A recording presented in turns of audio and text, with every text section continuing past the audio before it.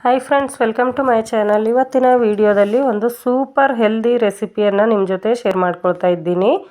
ಇದನ್ನು ಯಾವ ಥರ ತಯಾರು ಮಾಡೋದು ಅಂತ ನೋಡೋಣ. ಮೊದಲಿಗೆ ಇದಕ್ಕೆ ಈರುಳ್ಳಿ, ಶುಂಠಿ, ಗೋಡಂಬಿ ಹಾಗೆ ಟೊಮೆಟೊ, ಜೀರಿಗೆ, ತಿನ್ನುವ ಸೋಪ್ ಕಾಳನ್ನು ತಗೊಂಡಿದ್ದೀನಿ.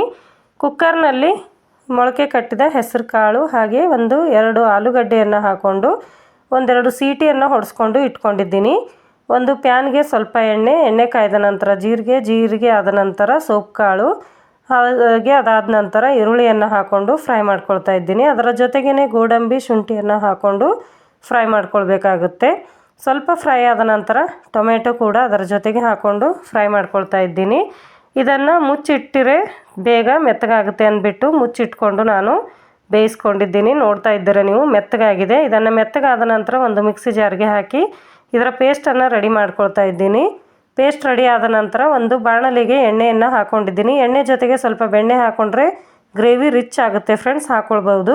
ನಾನು ಹಾಕ್ಕೊಂಡಿಲ್ಲ ಇಲ್ಲಿ, ಅದಕ್ಕೇ ಅದರ ಪೇಸ್ಟನ್ನು ಹಾಕ್ಕೊಂಡಿದ್ದೀನಿ. ಅದರ ಜೊತೆಗೇ ಕಾಶ್ಮೀರಿ ಲಾಲ್ ಮಿರ್ಚ್ ಪೌಡರ್ ಹಾಗೆ ಧನಿಯಾ ಪುಡಿ, ಗರಂ ಮಸಾಲ, ಅರಿಶಿಣ ಮತ್ತು ಖಾರದ ಪುಡಿ, ರುಚಿಗೆ ತಕ್ಕಷ್ಟು ಉಪ್ಪನ್ನು ಹಾಕ್ಕೊಂಡು ಮಿಕ್ಸ್ ಮಾಡ್ಕೊಂಡಿದ್ದೀನಿ. ಹಾಗೆ ಅದರ ಜೊತೆಗೇ ನಾವು ಬೇಯಿಸಿಟ್ಟುಕೊಂಡ ಮೊಳಕೆ ಕಟ್ಟಿದ ಹೆಸರು ಕಾಳು, ಆಲೂಗಡ್ಡೆಯನ್ನು ಹಾಕಿ ಮಿಕ್ಸ್ ಮಾಡ್ಕೊಳ್ತಾ ಇದ್ದೀನಿ.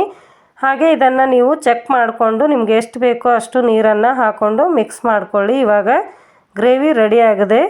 ತುಂಬಾ ಈಸಿಯಾಗಿ ನೀವು ಫಾಸ್ಟಾಗಿ ಇದನ್ನು ಮಾಡ್ಕೊಳ್ಬಹುದು. ಲಂಚ್ ಬಾಕ್ಸ್ಗಾಗಿ ರೊಟ್ಟಿ ಜೊತೆ, ಚಪಾತಿ ಜೊತೆ, ಪೂರಿ ಜೊತೆ, ಅನ್ನದ ಜೊತೆ, ದೋಸೆ ಜೊತೆಗೂ ಕೂಡ ಇದು ಚೆನ್ನಾಗಿರುತ್ತೆ ಫ್ರೆಂಡ್ಸ್.